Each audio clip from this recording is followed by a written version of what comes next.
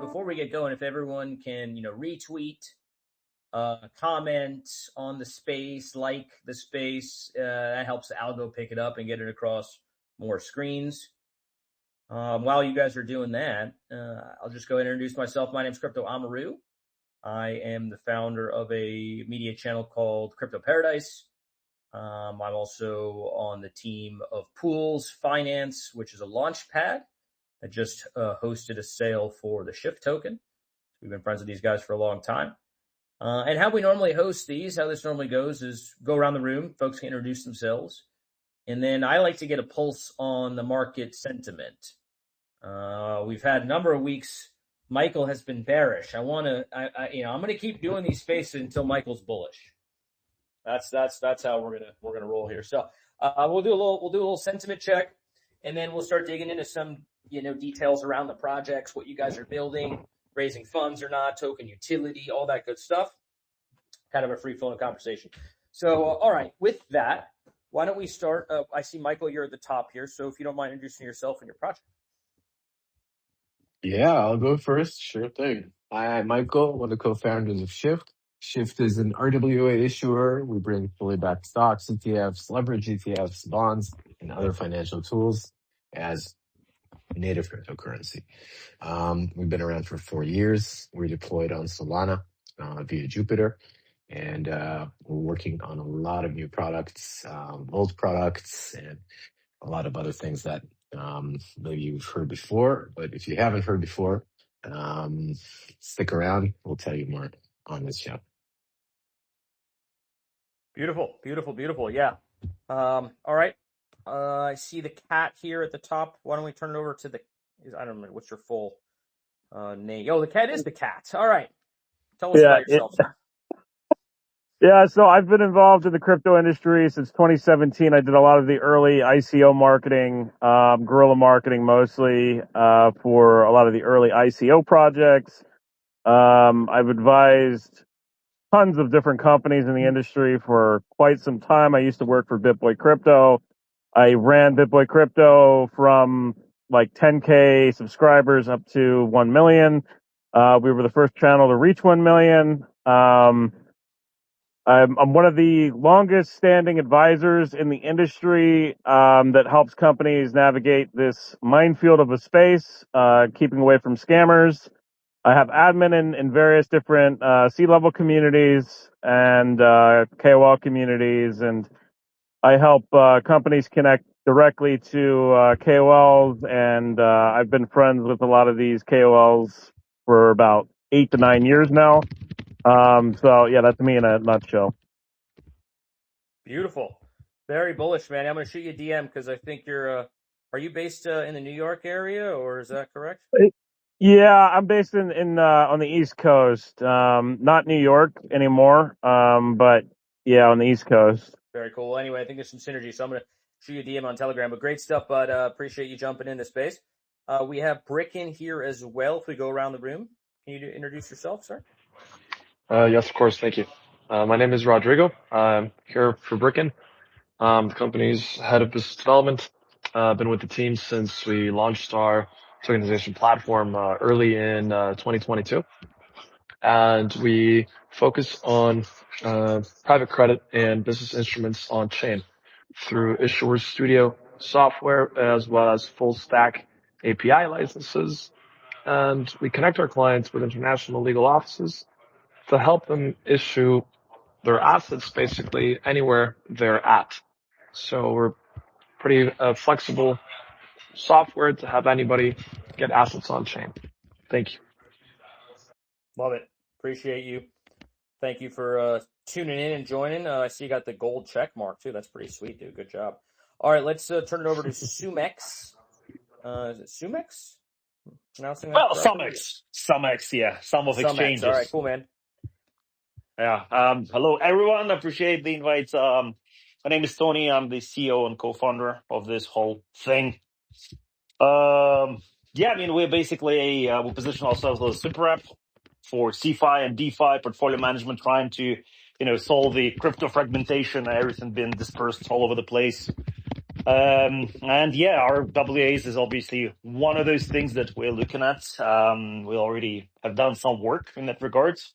But yeah, it's obviously interesting to see where the market is headed and how soon we actually hit the bottom and start the bull run.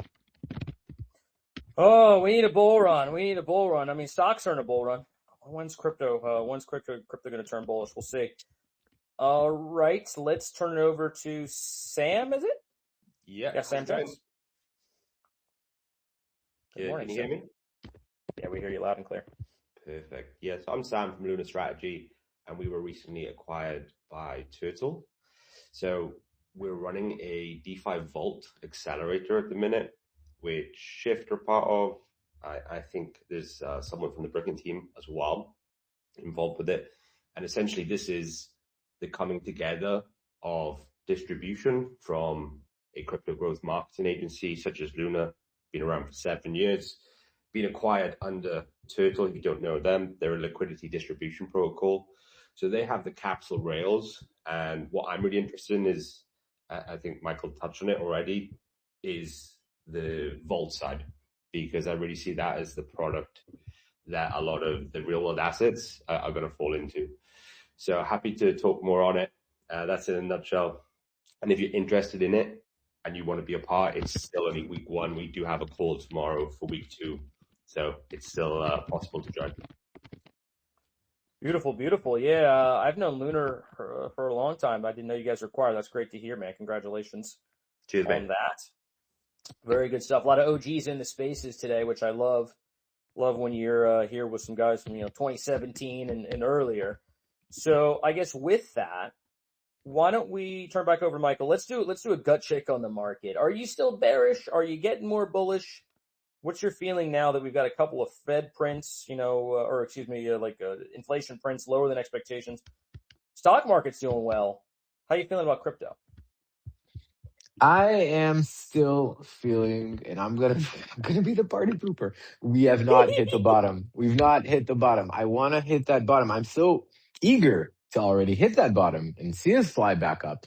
But I'm hearing these voices of we're waiting for 35. We're waiting for these kinds of noises, and that is the kind of vibe that I'm getting from the market. They're waiting for 35. I don't like it, but I can't ignore them and say that, no, that's not relevant.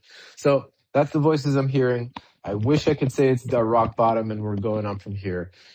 Not sure about it. Once again, my predictions are very long-term predictions. I don't have the ability to, I never was a good day trader. So I'm not going to try right now. But long-term, I'm super bullish. I always say this and I repeat, I predicted Bitcoin will get to 100K and then to 1 million. I hit the 100K. Now I'm going to hit the 1 million. When am I going to hit the 1 million? I do not know, but I am. That is my 2 cents. Well, let's see. Because my feeling is 58K was the low. It may go lower. There's a lot of bears sideline waiting for lower. We'll see if it gets there. That would take a pretty significant. I mean, we're at 64K, so it wouldn't be that bad. It wouldn't be that much of a drop to get to like 56. But to get to that 40K that a lot of the 4-year cyclists are looking for, that's going to take a lot. All right, Kat, what's your thoughts, man? Bullish, bearish? Well, look, historically, right, we've never gone under the old all-time high, which would have been around 60K for the last cycle. So we only go under that for like a short period of time to say, like you said, like probably like 58K, maybe 55K, maybe somewhere around the lower 50 range. I do think that we're getting close to the bottom. And if we have not already bottomed, we will bottom by at least September, October. Yeah, I mean, 4-year cycle would strongly suggest, or in fact, you could say write it in stone that October will be the bottom. That's what every other, it's been 3 years of uptrend followed by 1 year of downtrend. October would lead us to the bottom of the downtrend. I don't know if history repeats exactly. That's kind of what we're all betting on. That's the $1 trillion question. I am sensing, though, a little bit more confidence in the markets. I mean, it's definitely better than it was 2-3 months ago. I think we can all recognize that. but it is nowhere near where we want it to be from an altcoin standpoint, liquidity standpoint. It's still a long way off from the whole market. The other thing too is that the Clarity Act failed, and we didn't fall out of the sky like everybody expected, right? So I think that that's a sign that the market might be stronger than people are suggesting. Yeah, I mean, Clarity Act, dude, if they can get that passed in September, I know it got pushed out. That's a massive catalyst to the upside. We have Fed decisions coming. It looks like inflation's going down. Stock market's at literally all-time highs today. There's a lot of reasons to be bullish, but, a lot of people are still sidelined. So we'll see what happens. Brickken, what are your thoughts? Are you bullish, bearish, somewhere in between?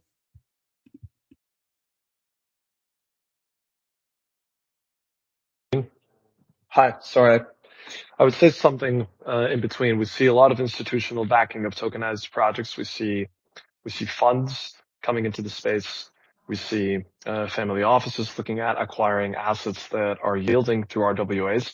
We're definitely observing a market that's prioritizing tangible value over speculative trading, however. And that is on the side of the negative balance, where things are not looking to be as buoyant simply because of the sake of crypto. And the space that is moving is where these efficiencies translate into value immediately, where we're looking at the transferability of assets, participation in funds opening up thanks to blockchain. And that's the space where we concentrate in. And as for Bitcoin going up and down, I mean, it is speculative, it is cyclical, and with August being a slow month for business, I would expect an uptick as things get a little bit colder with the weather. Yeah, that's a really great point, actually. Summer is historically not good for markets. Traditional markets, crypto, August, September typically are down. I think I saw the other day, Bitcoin, I think in its history has only had like 2 or 3 green Augusts. So August Really, is I was saying that just as a momentarily take. I was not aware it was a historic one.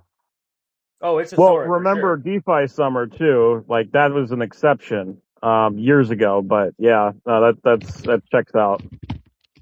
October. Yeah, and it makes sense, right? Because people are on vacation, people are with their families, they're not really in front of the screen as much. But I do think, Exactly. look at October, November, December, historically very good for crypto. So we'll see. All right, I see. Sam, did you want to jump in? Because I saw you had a. No, I just think, second what Brickken had said, and the realization of what impact it has on Bitcoin. Like I don't really associate it with just Bitcoin anymore. If that makes sense. So I think we haven't hit the bottom yet for Bitcoin, but there's a lot of other factors to be super bullish on from the angles I'm seeing. Yeah, I mean, that's a great point. If your time horizon is anything longer than like a couple months, I mean, you should be bullish on this industry. Yeah. Bitcoin at 64K is highly undervalued. Yeah. So yeah, with the institutional chains and what impact does all the volume Robin Hood is doing now have on Bitcoin? And then with ArcChain, right? And institutional, more private, I've seen Maiden using USDC, like private transactions, private DeFi. Does that have a positive impact in the initial stages on Bitcoin? I think it might take a lot longer than people expect, and people are thinking that there's a bottom coming soon. I don't know. Even though with the current climate, everything else is pumping. Yeah, eventually I think there's going to be a rotation. Historically, you'd see a rotation from gold into Bitcoin and crypto. That didn't really play out when gold went on its big run. Gold feels safer now. You could get tokenized gold and you don't have to. I think just before this space, Trezor wallet information's been leaked. And I think that's the risk is, I know that obviously the tokenized gold will be the same, but there's different things to think about than previous cycles. Yeah, I mean, every cycle changes, right, to some degree or another. But regardless, I think if you're long, if your time horizon is long, then we're in a good spot. Yeah, for sure. All right, so Michael's waiting for the dip. I think the dip already happened. Do you even if you're not bullish right now and you're kind of neutral, do you think the bottom has been in already? What was it? 58K was the bottom, 57, 58K it hit a couple months back? Or do you guys think it's going lower? Michael, Aaron, you already think it's... Well, for Michael, actually, what would cause it to go lower? Well, I'm really I can't really be the one that comments on that. I am not a macro Bitcoin economist. It really moves in ways that I don't understand. There's the 4-year cycle. I don't believe the 4-year cycle exists anymore. That's just my personal opinion.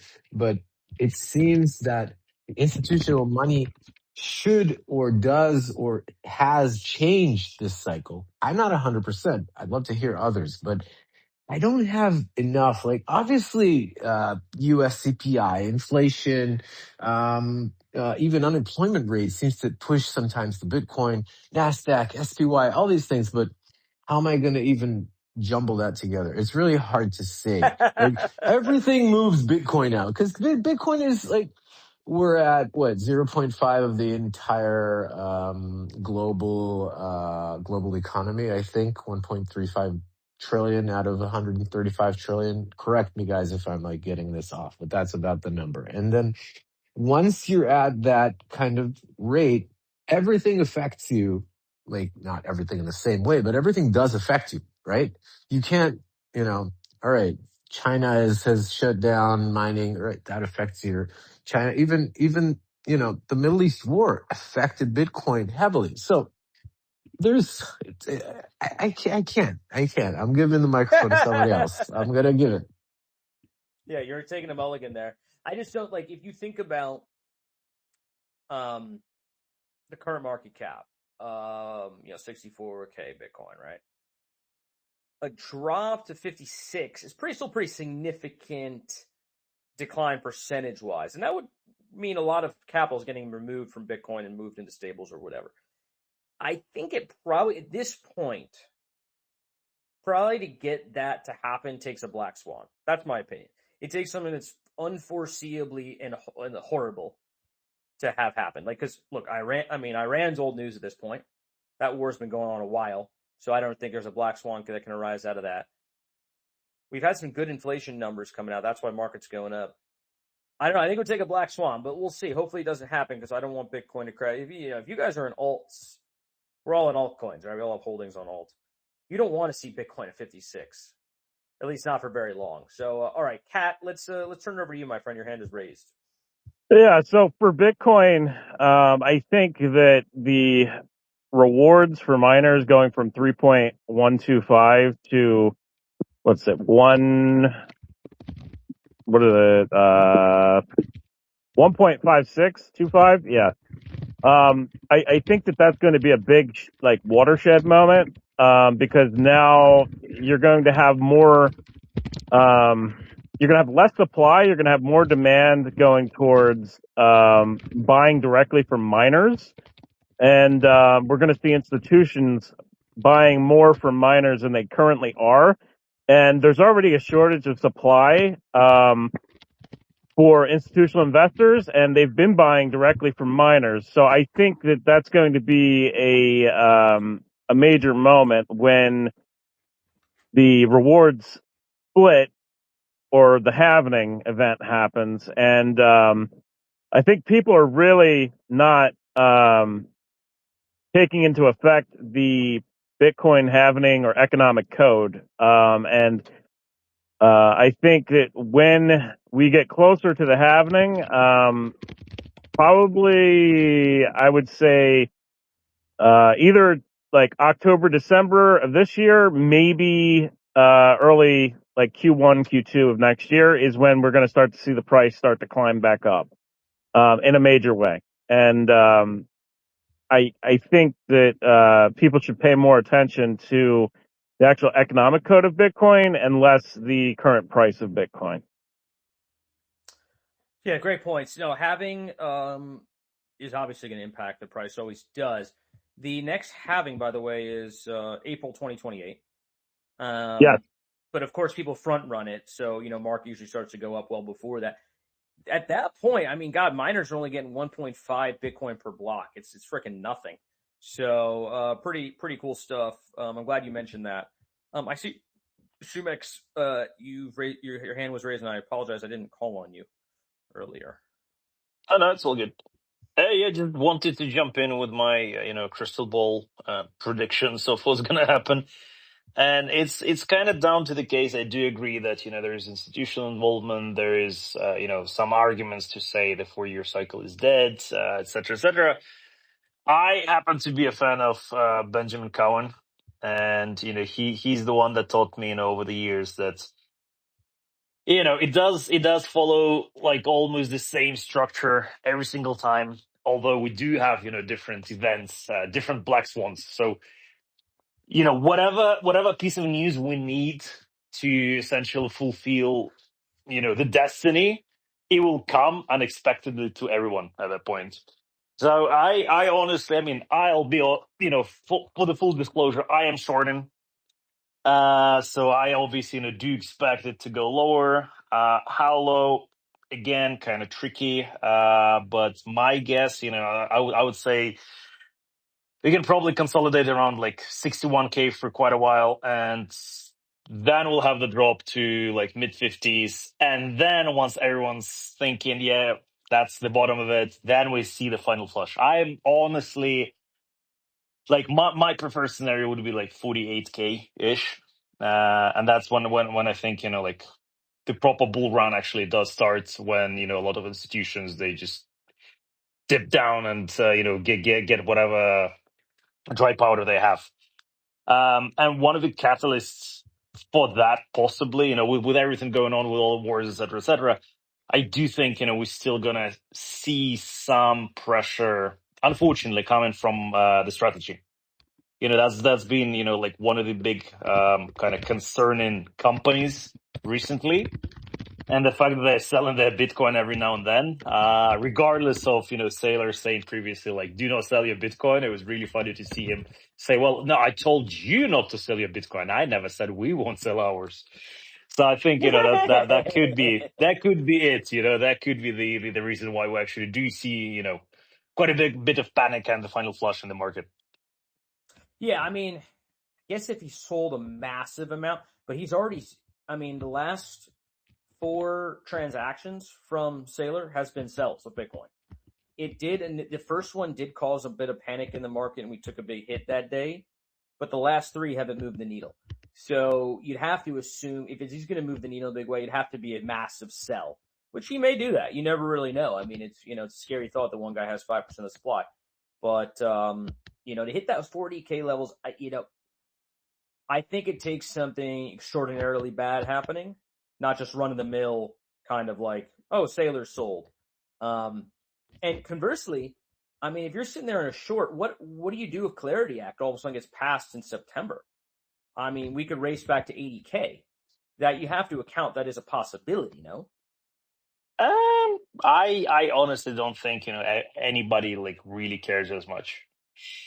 I mean, there are always, the ways to go around it. People are creative in that sense. And also, speaking about the Saylor thing, like we've seen what happened to situational awareness like recently, right? Obviously, it's slightly different. There is no leverage involved with Saylor. There is no, liquidation price per se. But at the same time, if he gets, hunted down by some bigger players, and they do exist, then he would be forced to sell just because, he obviously does have, the essentially like the board to answer to. So it's not the case of him, being essentially liquidated, but it's the case of him being, sort of forced into doing so just to cover, some of the like operation costs and, the liquidity being pulled out, etc. So that can be a possibility, the big guys, they obviously have the money, the power, the reach to play whatever dirty games they want to play. It's not going to be necessarily, to hunt the retail, but it actually can be the case of Hunting, another big player in the industry. Yeah, I mean, it is a whales market for the most part. We're just kind of living in it. So, yeah, it's a good point. Like, if the whales want to push it down, they'll push it down. But conversely, if they want to push it higher, because they're like, all right, we've loaded up on enough cheap Bitcoin, we're going to remove all our sell orders from the order books. Price is going to skyrocket 20% in 2 weeks period. We're going to wreck all these shorts, and then we're going to sell our bags at 80K. They could easily do that too. So you never really know. I don't, by the way, I don't do leverage because very hard to predict the day-to-day, the week-to-week price performance. Historically, when I have messed around with leverage, it wasn't even myself. It was a guy who's extremely smart and was working 24/7 with a full team, monitoring the markets, blah, blah. Did very well for a while, eventually got wrecked because, you eventually get it wrong for, a couple weeks or a month and your money's gone. So be careful with the leverage. I don't know anyone who's successfully done leverage. I guess you're talking about 2x leverage is different. But if you're in that, 10x leverage level, to do that sustainably for years at a time, I don't know a single person that's managed that. Oh, you mean you don't want to trade 100x leverage and get wrecked within a matter of minutes? I mean, here's the thing Forget too. 100x. No, definitely not. with the situation in the Middle East, where you have Israel constantly bombing their neighboring countries, you have the whole geopolitical situation with Iran, right? Like, it's been a market that has been unpredictable, and it's been, how is Trump going to wake up today? And what is he going to post on X, or formerly Twitter? And what is his mood going to be? And are we working towards a deal? Are we not working towards a deal with Iran? Because, I mean, it's been a roller coaster of, yes, we're working on a deal. No, we're not working on a deal. Iran says we're not working on a deal. Trump says we're working on a deal. Iran says no. Trump says yes. It's ridiculous. Yes, I agree. It is ridiculous. So being able to trade that is absolutely impossible. It's like you have to have insider information to be able to trade that. Oh, yeah, no, trading that's very, very hard. The question in my mind is, like, at what point does Iran news stop moving the market? Because at some point we're just going to, like, eye roll. Like, dude, there's been a war in Ukraine and Russia for God on 5 years. We don't even think about it anymore. Do we get to a point with this Iran war where it just doesn't even move the needle in terms of the markets? Like, boy who cried wolf. Like, we've heard Trump and we've heard the Ayatollah or whatever complaining and in rage tweeting each other, and it's like, just keep moving on. Michael, what's your thoughts? You raise your hand. Well, the answer sadly is no, because the Iran war it signals the oil price. That is where people get stressed. Once they don't think that there is a way for oil to come through the world, or for ships to go through, we're looking at a global impact. And that's why I think it will still be a headline as long as that's under jeopardy. But I want to say that for people living under the Trump administration, which means I think everybody on Earth, because I don't think there's people that are not affected by this craze. And the thing is, as the cat wisely said, it's a yes, no, maybe no, yes, maybe no. But that is how he manages everything, right? Remember the taxes that he put on all over the world. Do you know now he's giving them back? Do you know that? Do you know that people are getting all those taxes have now been deemed illegal? Okay? The Supreme Court just canceled them all because they were illegal. And so the yes, no, maybe dance continues, but that is what the American people chose upon us. And this is how it looks, guys. What are you going to do? And so it is really a meme market. When everything is unpredictable, you go for hype. What do you got, right? That's what I'm seeing. That's what people are trading. RWAs, not RWAs, stocks, right? Stocks as memes. They're looking at cycles, hypes, and things like, not reading in analyzing anymore because that's just pretty much gone to hell, right? You know, Yes, the days, I'll the give you days of that, but reading the white papers is long gone. We're just aping into random things.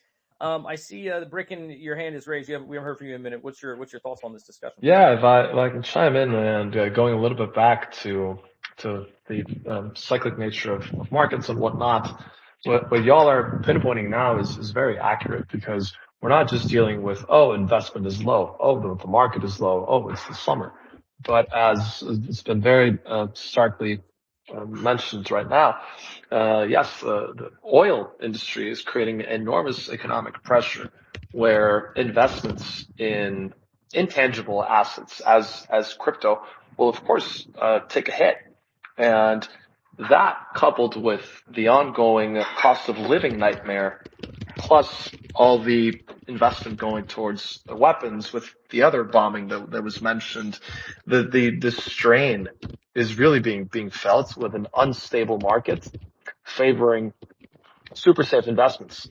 And we would definitely get on a healthier stride as for a bull market being possible with a little bit more stability. And well, yeah, not to press on the injury there with a political comment, but yes, the leadership has a lot to improve on, to offer markets a little bit of stability, to offer investors a little bit of confidence, to get things rolling in the right direction. Absolutely. I mean, you say that, but the stock market is literally at all-time highs right now.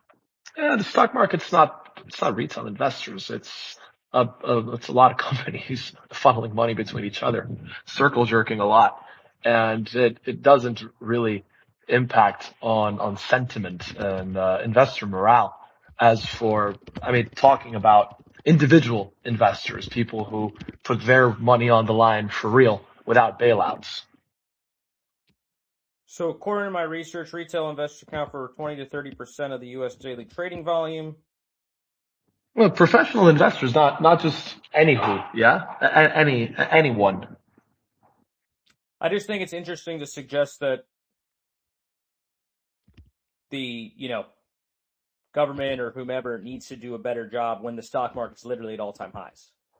Yeah, the stock market indicators at an all-time high can be. No, the prices are at all-time. Like, do you have a 401k? I don't know. You guys aren't in the U.S. Maybe you don't have 401ks. Maybe you don't have IRAs. Maybe you don't have, across the river. It just looks so direly uncertain that that's contagious. I believe, and yeah, of course, a little bit more stability would be great. All-time highs, right? Despite the uncertainty, I think everyone acknowledges uncertainty.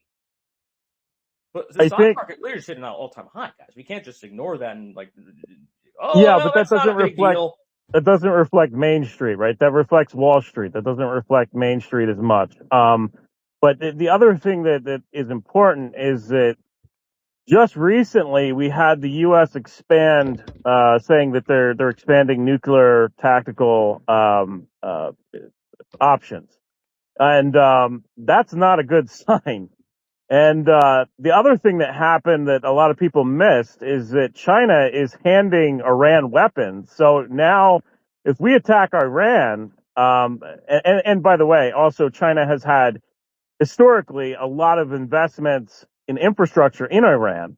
So we have to be careful when we're bombing Iran that we're not bombing Chinese infrastructure and development that has taken place over the past 10 years or so, right? With like what was it called? I can't remember the name. The road investment. I can't remember what it's called. But there's a lot of oil investment. There's a lot of investment with trains, with railroads, etc. Right? So we have to be very, very careful that we're not stepping on China's toes in Iran. Otherwise, we could end up causing. I guess the question in my mind, from an investor standpoint, right? You're so worried about the geopolitical situation that you have 50% in stables, 60, 80%? Like, what is your portfolio? How do you manage your portfolio given the geopolitical uncertainty? Because I have almost no stables. I mean, look, I'm always bullish in crypto. So, I mean, like when it comes to Ethereum and Bitcoin, I think Ethereum is way undervalued. I think Bitcoin is close to the bottom in some sense. I don't think it can go much lower personally. I think it could go down to the 50s, but I don't think it would stay there long, because it just typically over the past couple cycles, it's never gone under the previous all-time high for long, right? And I think that we're close to the bottom on Bitcoin. Ethereum has been in this absolute downturn for like how many months now? Like it's been a long time, man. So I think that 5 years. Ethereum is getting close. Like yeah, it's been years, but in months time, I think it's been like I want that, like, you don't quote me on it, but it's been at least like 20 months, somewhere close to it, if not. So I think we're close for Ethereum's bottom, but I think that something could happen where, like we have the Ukraine situation, we have Russia saying that they're going to attack Poland, like openly saying it. I mean, there's things that can happen geopolitically that can cause Bitcoin to temporarily go down, but typically Bitcoin goes up in uncertainty. And if there's uncertainty in the world, unfortunately, we're going to see Bitcoin start to go up in price. We were Because it talking is about the black swan before also. right. It'll go down first, but then it'll go back up fast, right? So I would like to say I believe that ties up with the potential that investments traveling on chain, and if we hit a black swan, like we're a bit of prophesizing here, but and markets become even more uncertain, and those conflicts that were just being mentioned spike up, then if people really start using blockchain to get their investments done in markets that they otherwise couldn't participate in. Let's say family offices in the States, to go for something a little bit more institutional, can start participating in infrastructure projects in Norway and have some certainty there. And things start traveling on chain and more out of the spectrum of ETFs that are directly linked to Wall Street again. And having people invest in projects in Australia, in real estate in Vietnam, or any third world market in Thailand that's booming with tourism, and you actually start activating economies towards investments through assets on chain, that can be a game changer, and that can come around as a relief to crypto in general, and with a positive attitude, could create a bullish market in a black swan scenario. Just to throw something in there. Yeah, I mean, I think the reality is nobody really knows what the market is going to do tomorrow, week, 2 weeks, month. If your time horizon is long, it doesn't matter, because we all believe Bitcoin, Ethereum, etc. will be much higher in the long run. If you're playing around with leverage, be very careful, because your thesis could easily be completely wrong. You could be wrong to the downside, to the upside. We could get Trump coming out tomorrow saying, not only are we moving forward the Bitcoin strategic reserve, but we've already begun accumulating. We're going to accumulate 1 million Bitcoins over the next 5 years. That's what they want to do, by the way. You can look at the text of the Bitcoin strategic reserve. This is not a made up thing. This could happen. He could tomorrow. I'm not saying it's going to happen, but like literally, you don't know. Something crazy could happen. Conversely, tomorrow, to the cat's point, China could be like, I've had enough of this war. I'm going to go invade Taiwan. Yeah, that is the other situation too. But another thing to point out on the crypto side is that Russia just kind of legalized Bitcoin and stable assets, right? They did not. They didn't get into altcoins and stuff like that, but I think what we're going to start to see is we're going to see Bitcoin as a proxy war asset in financial markets. And if that happens, you're going to start seeing countries try to accumulate as much Bitcoin as possible. And that's going to cause the price to go skyrocketing. And you don't want to be on the other end of that trade, right? Like, you don't want to be short in the market when that happens. That's what I'm saying. Like, anything could happen tomorrow that's going to skyrocket the market or dump it. I mean, that's the crazy thing. Like, it is a highly manipulated, it is a whale game to everybody's points. So just be careful out there if you're doing leverage. My feeling is we already hit the bottom.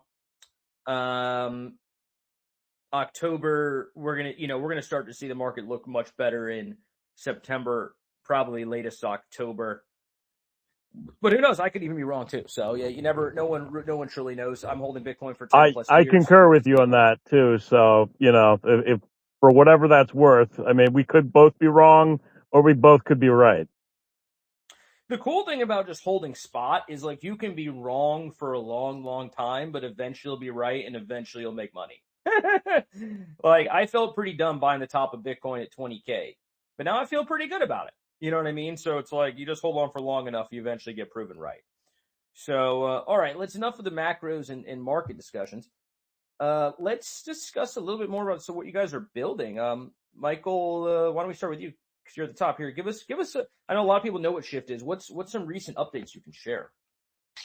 Yeah, sure. So we've been really busy deploying two major products. One is for the spot tokens, so an RFQ system which allows trading back-to-back with TradFi 24/5, allowing a huge variety of tokens without any pre-minting.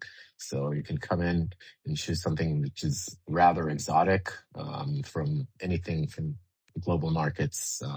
We're going to bring multiple different markets available, as high as we can in terms of duration of mint and burn, hopefully 24/5, but not everything will be available 24/5. But the point is, you're going to be able to mint and burn between hundreds of thousands of different products, basically without having any inventory minted before. So the availability and the variety can grow immensely. That's one thing we're working on, and the other thing that we're working on is a series of vaults, in different risk levels, starting from low, going to medium, and through high. We're going to give a lot of more details in the next coming weeks as we start deploying. But I can say that around that will be an incentive program as well. So the season 2 of our airdrop will continue with these new products. So stay tuned. Very exciting times for us. We've been with our heads down with these two builds for months now. So I'm very excited to be able to tell a bit more than I was able before. And very, very much looking forward to the rollout, which is very soon. So stay tuned with us. Yeah. Exciting times. Hell yeah. Hell yeah. Good work all around. Sorry, I got distracted with something real quick. Someone's DMing me something. But yeah, dude, you guys know how I feel about Shift. I've just been amazed. You guys have been thrown the kitchen sink and then some over the past 2 years, 3, or how long have you been building Shift now, actually? It's actually been since May 2022 when we started Shift as a idea for a yielding stable coin based on RWAs, and that's where the journey started from. That's fucking nuts. So we're talking like. Well, congratulations, you almost survived the full bear market. So that's what matters, right? Yeah, 100%. Most companies went belly up. A lot of my old advisory companies from like years ago, like have completely shut down and went bankrupt.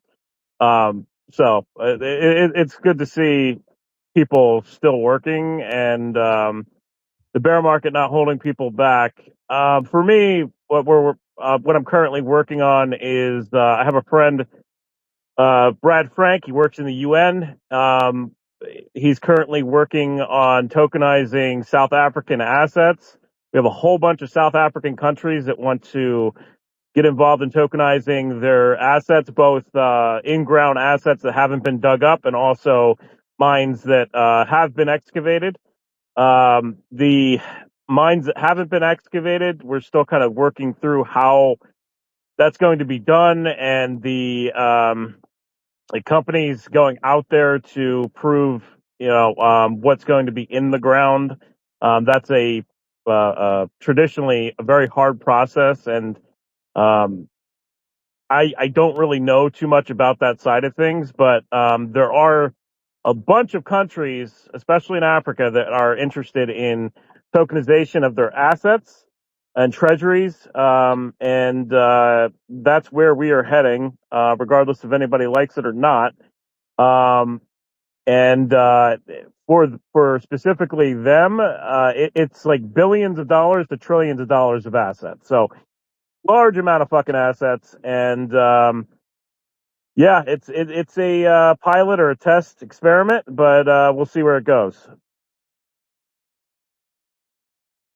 That is that's real world as it gets, man. I love that real world assets. I mean, that's kind of the theme here to a lot of these spaces. So that's awesome to hear. I hope that ends up going well and working out for you. Super cool stuff. Doing stuff in That's the emerging first time markets. I've said that into a spaces or anywhere, by the way. It's kind of been behind the scenes, working on it for a couple months now.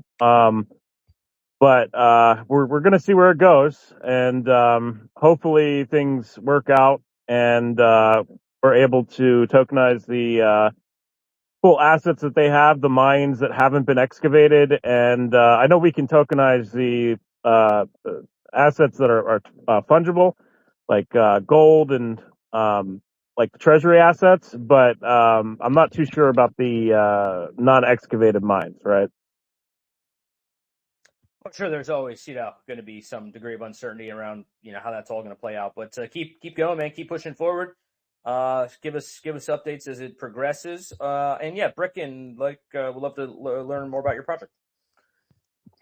No, thank you. Well, we're also in the RWA space. As we keep building, we're breaking into vaults at the moment, also shifting to a new token standard, 7943. It's more modular than what Tokeny and T-Rex use, the 3643. And it's more flexible, interoperable. So we're betting on it as the standard of the coming years, with all the flexibility it provides.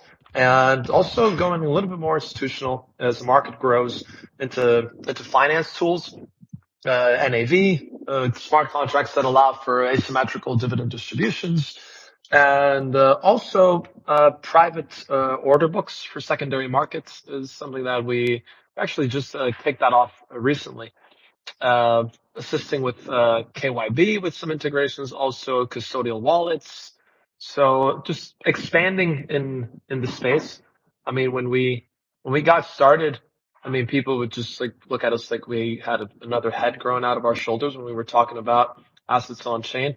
Fortunately, as things have grown, there's a lot more to do, and we keep building on the base that we started from, and under the same precepts of very easy to use tech that is super enabling and efficient. So yeah, happy to keep making strides into things that offer more efficiencies, as those I mentioned. So yeah, that's super cool, man.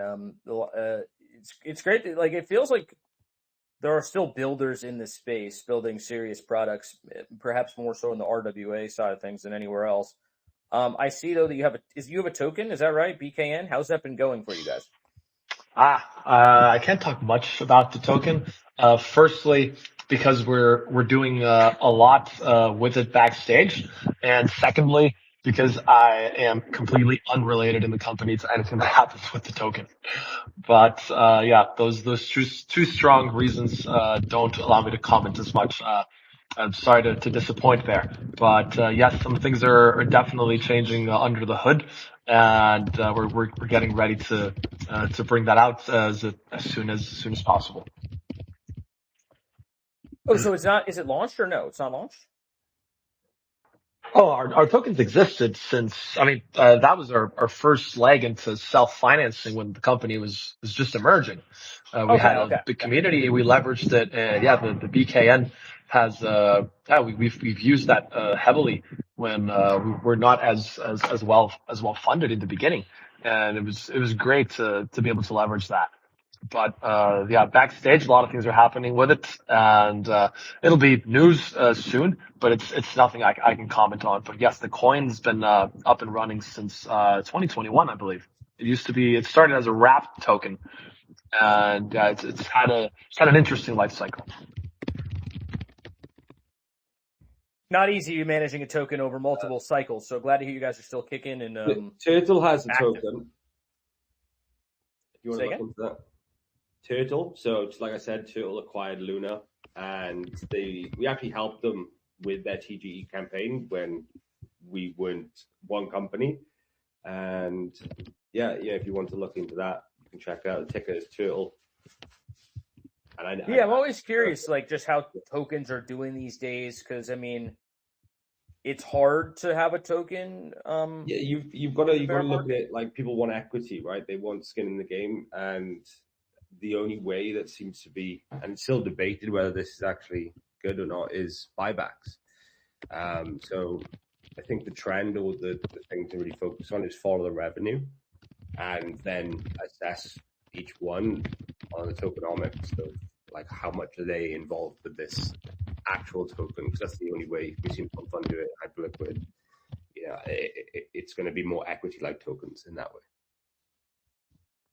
Yeah, that's the trend now, right? Like tokens that kind of act like equity in terms of perhaps buybacks of the token, burning of the token, revenue being used to kind of increase the value of the token. I know Shift is looking to do a lot of those things. Maybe you can comment a bit on that, but that's big. That's a big trend. Yeah, I'll be glad, because I think that it's really important. We have a mechanism that connects the creation and burning of RWAs with the buyback mechanism. So basically, every time an asset is mint or burned, half of the fees goes towards buying back the token and locking it up. And we're considering burning as well, because that's been happening a lot, and it's showing very positive results. So not finalized, but definitely considering that as well. But buyback is heart of the system in terms of actually creating value for that token and creating value to the foundation. So just double clicking on that. But maybe Sam, maybe you want to give like a little overview in general. I think haven't given like an overview on the turtles. What do you guys do? How do you do it? Yeah. So from Lunar's perspective, as I mentioned, we're a crypto growth agency, and what we're able to do now as being part of Turtle Group is work with a lot of early stage vault founders, a lot of these tokenized products from the TradFi side that are coming on chain, and able to use our expertise with distribution through maybe our creator network, which we've just open sourced and now allowing other agencies to plug into, but then also from the social media, the strategy side, and the PR from the distribution that the founders have, right? They're going live with different vault founders and helping to build distribution. And I think the bigger picture is to get as many people involved in the position where they can earn from their own referrals, bringing liquidity on chain.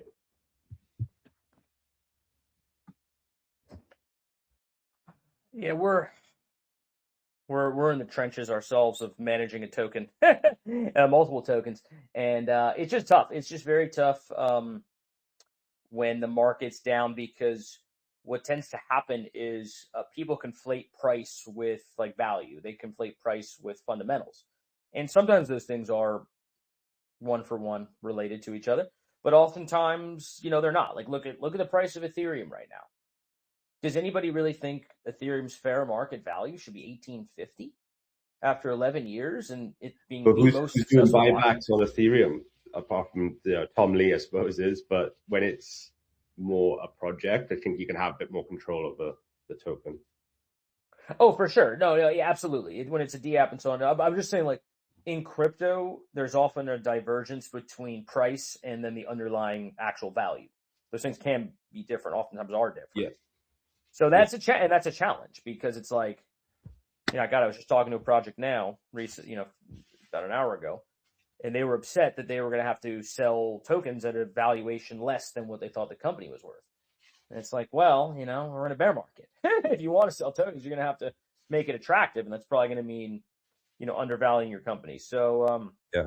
So something that I've been paying attention to and noticing the trend of is like the frontier models. So that I think is having an impact on the markets, like basically pricing in how good is this next model and what impact does that have? If it's open source, does that affect maybe tech stocks? And I think when you look at the assets, digital assets, and you compare them to potentially where the liquidity and the attention is, they are undervalued now. But the benefit for people using that AI has to kind of flow back in. And I think we're just starting to see the start of that happen now in August.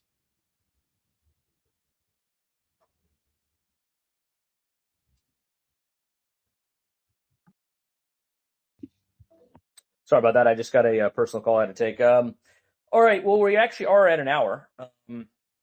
So maybe we should wrap up soon. Any final thoughts on any of the topics we discussed? Maybe someone did get a chance to show their projects. We didn't hear from Sumex. I was going to say. Hey.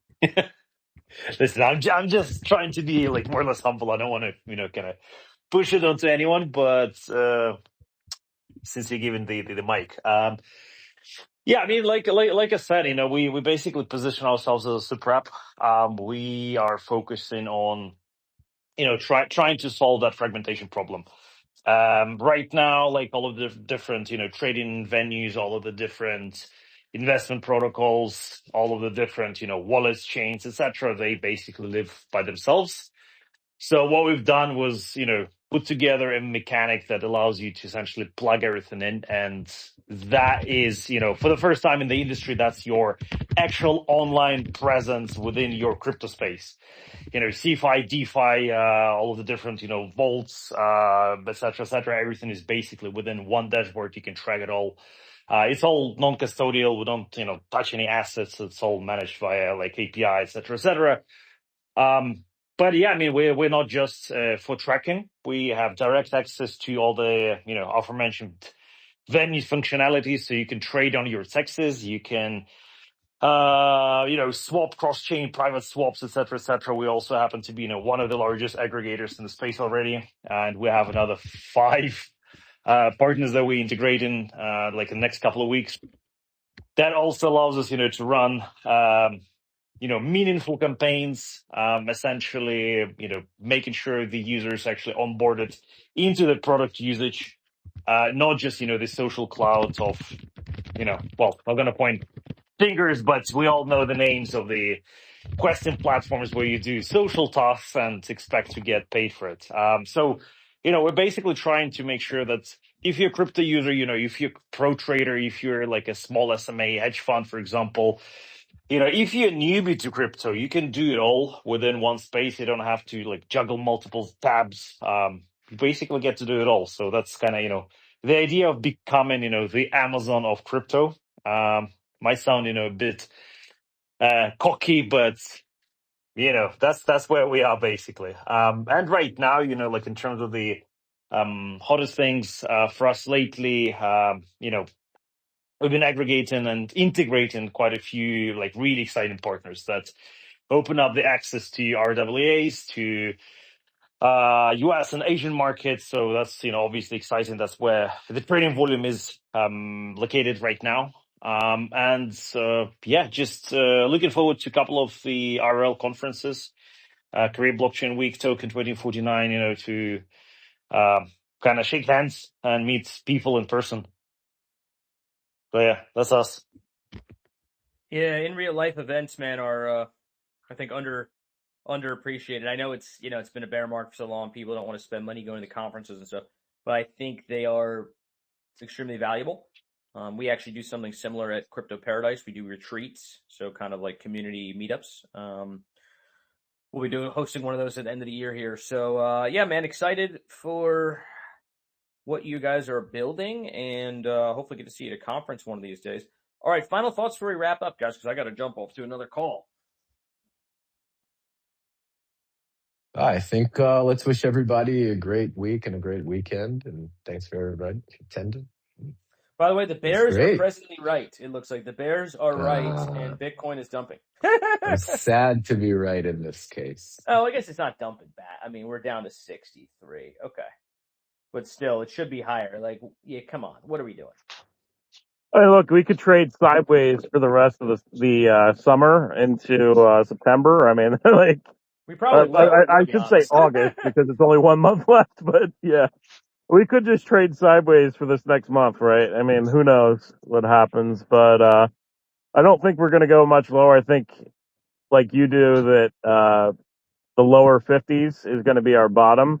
Possibly we already bottomed at 58. But I don't think that we're going to go much lower from there personally. And, you know, these times right now, things might be hard, but things will turn around, and, you know, we'll be celebrating Bitcoin's price before you know it. So that's my final thought. That's it, man. We will be celebrating at some point, hopefully before we know it. I do agree we're probably going sideways for us this summer. So good time to step away from the charts and the screen and touch some grass. Anyway, so in fact, this is a good time to mention I am off for the next couple of weeks, so not going to be on any spaces. But back in September, we can hit the ground running again with Shift because I love being on these things. Let's wrap it up if we don't mind. And as we like to say, Crypto Paradise, we'll see you guys on the beach.